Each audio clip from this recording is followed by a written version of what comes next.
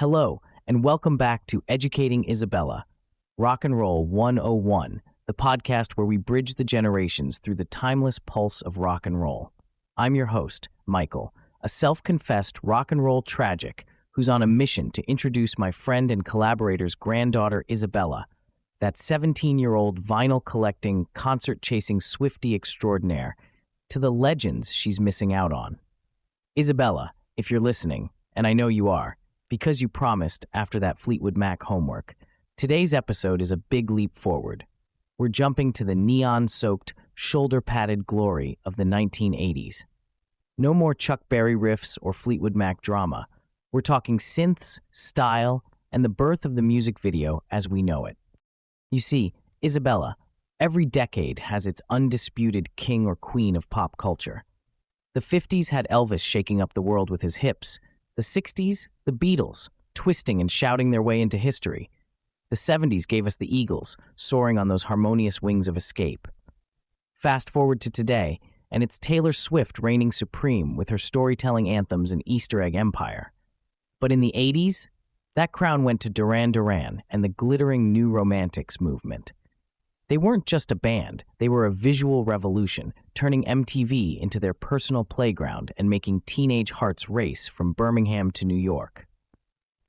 Today, we're diving into Duran Duran's wild ride, their formation in the smoky clubs of post-punk Britain, their stratospheric rise fueled by killer videos and killer hooks, the chaos of fame that tested their bonds, and their improbable comebacks that prove rock and roll never really retires. We'll uncover some juicy tidbits perfect for your TikTok scrolls, Isabella, like recording albums in living rooms with traffic as the uninvited guest. Grab your leg warmers, or AirPods if you're more Isabella's speed, because this is the story of how 5 lads from the English Midlands conquered the planet. Let's roll.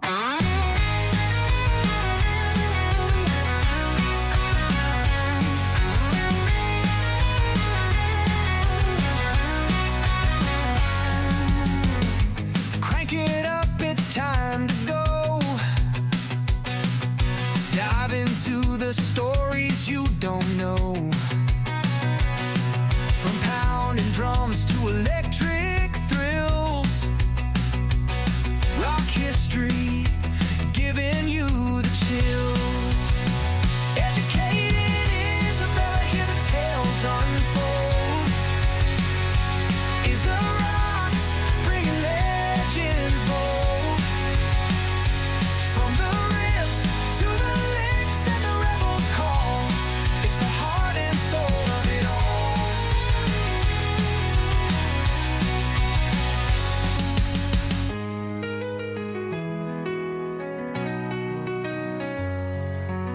First things first, picture the late 70s in Birmingham, England, a gritty industrial city far from the glamour of London. Punk rock is raging, but a new vibe is bubbling up in underground clubs like the Rum Runner. It's called New Romanticism, a flashy rebellion against punk's DIY drabness. Think Pirates meets Space Age, frilly shirts, heavy eyeliner, asymmetric hair, and a whole lot of attitude. Bands like Spandau Ballet and Visage are stirring the pot, but Duran Duran?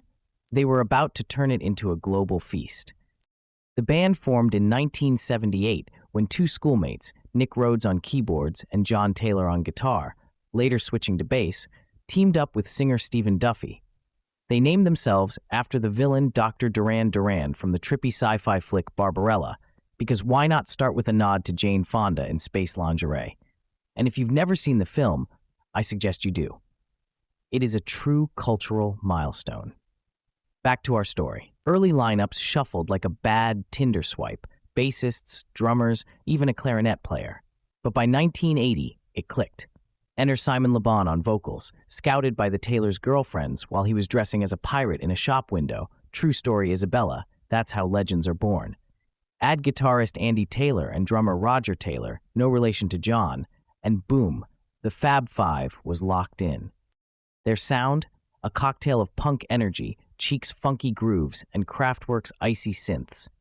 John Taylor once called it Sex Pistols meets Cheek, raw rebellion with a dance floor pulse. And again, we will be introducing you to all these artists in upcoming episodes.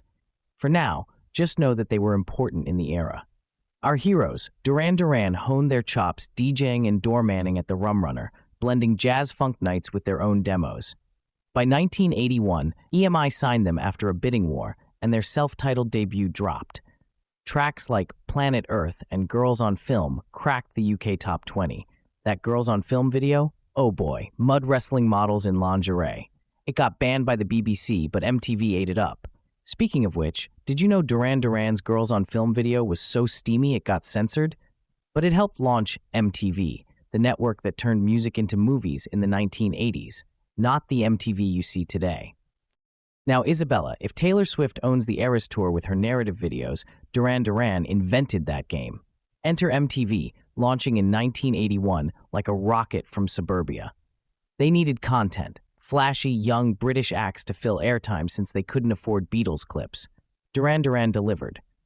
Their videos weren't just promos, they were mini-movies shot on 35mm film in exotic spots like Sri Lanka for Hungry Like the Wolf, or Antigua for Rio.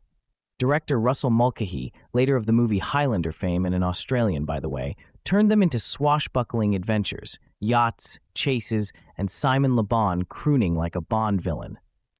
MTV blasted Hungry Like the Wolf into heavy rotation, and suddenly, Duran Duran led the second British invasion, flooding US charts like the Beatles did in '64. By 1983, the album Rio, their sophomore smash album, had 5 top 20 US hits: Hungry Like the Wolf, Rio, Save a Prayer, Is There Something I Should Know, and The Reflex, remixed by Nile Rodgers into pure gold. Fame hit Beatlemania levels, screaming fans, Rolling Stone magazine covers calling them the Fab Five, even Princess Diana naming them her favorite band post-royal wedding. She and Simon hit the same gym, Small World. But here's my personal favorite part, Isabella. Your grandfather met them in the 80s at a radio station gig he was working. He tells me he has never encountered nicer people. No egos, just genuine laughs and handshakes.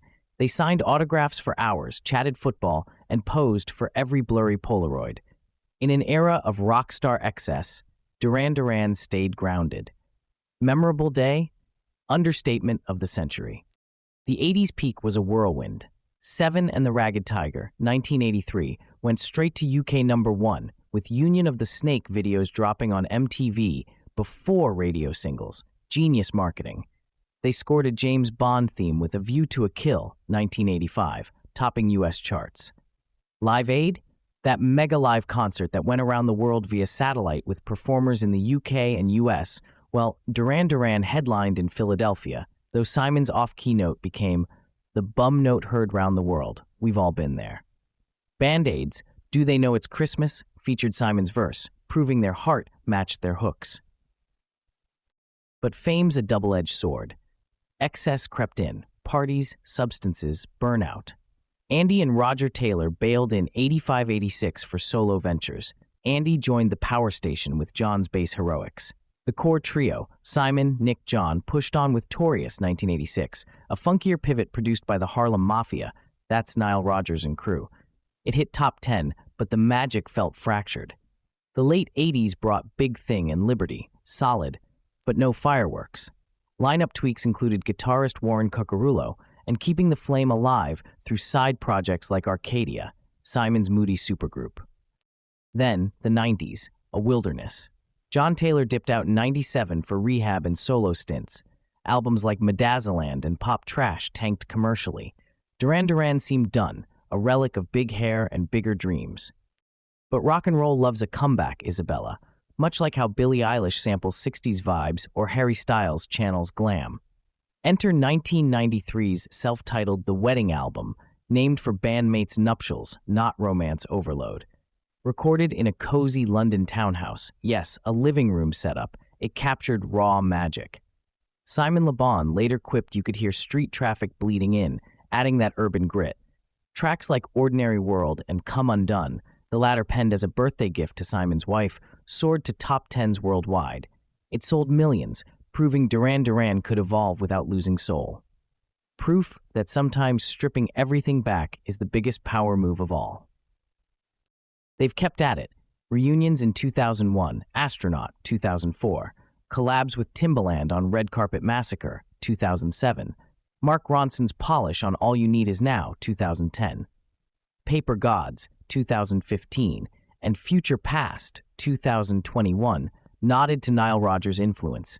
Their 2023 Halloween romp Danse Macabre even covered Billie Eilish's Bury a Friend, full circle for you, Isabella, and a brand new studio album already in the works for 2026. They frequently pop up as guests on superstar tours, one well-known time being when they performed Hungry Like the Wolf with Sabrina Carpenter.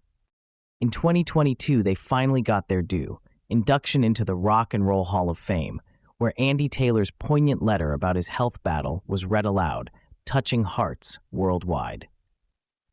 Which brings us to one very important, very heartfelt note. Founding guitarist Andy Taylor, the man whose riffs drive Rio, Hungry Like the Wolf, The Reflex, Everything with Teeth, has been living with stage 4 metastatic prostate cancer since 2018. Thanks to groundbreaking treatment, he's been asymptomatic for long stretches, enough to record blistering guitar parts for the last few albums and even finish his first solo record in over 30 years in 2023. Man's a wolf to man. Just this year, in interviews from his home in Ibiza, Andy told the world, "I've got more music to make, and I'm going nowhere until I get it done." Simon, Nick, John, and Roger have said repeatedly in 2025 that Andy is fighting as hard as ever and that the whole Duran family is right there with him. His courage, his humor, and those unmistakable guitar lines are still very much part of the story. We're all pulling for you, Andy. A quick tidbit, Duran's Ordinary World video, shot in Eastern Europe amid political upheaval. Extras were real refugees. Simon called it magic amid chaos. So Isabella, Duran Duran weren't just 80s icons. They defined the decade's blend of sound, fashion, and spectacle, paving the way for your video-savvy faves like Sabrina Carpenter's cinematic clips or Taylor's tour visuals. They taught us styles as vital as the song, and comebacks are the real anthems. It's all there in the music. Nostalgic grandparents? Relive the yacht rock glory. Curious millennials? Discover how new romantics birthed modern pop. Check the episode playlist on Spotify, YouTube Music, or Deezer.